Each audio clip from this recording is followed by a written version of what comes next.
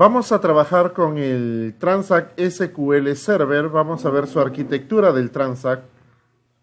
Vamos a trabajar con el Transact, el SQL Server. Y básicamente esto se divide en dos. Uno que son los DDL, por sus siglas en inglés, Data Definition Language.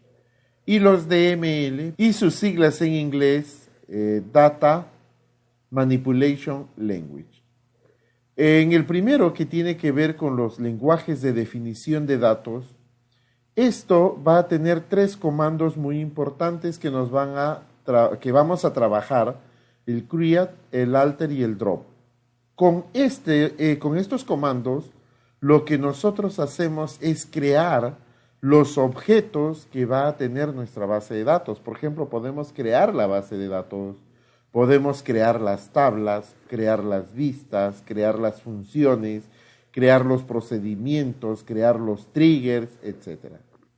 Los alter nos van a permitir modificar esa base de datos, o modificar una tabla, o modificar una vista, o modificar un procedimiento, etc.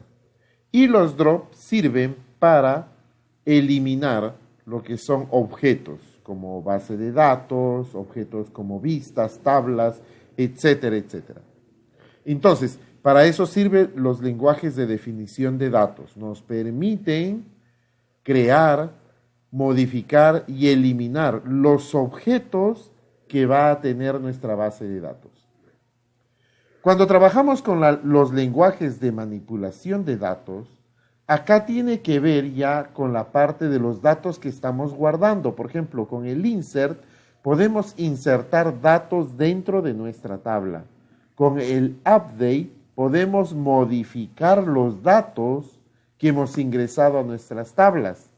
El delete nos va a permitir borrar los datos. Hay una diferencia entre drop y delete, porque el drop borra la tabla, el delete no. El delete lo que hace es borrar los datos, nada más. Y luego, por último, vamos a trabajar con el select. Este select va a ser importante porque nos va a permitir extraer los datos de nuestro sistema gestor de base de datos.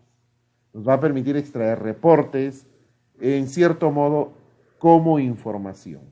Entonces, repasando, Transact SQL es un lenguaje de consulta que nos permite crear un lenguaje de definición de datos y nos permite también trabajar con un lenguaje de manipulación de datos. El lenguaje de definición de datos me permite crear todos los objetos de mi base de datos, y el lenguaje de manipulación de datos me va a permitir, con los comandos que tiene, manipular los datos que vamos a almacenar en esta base de datos.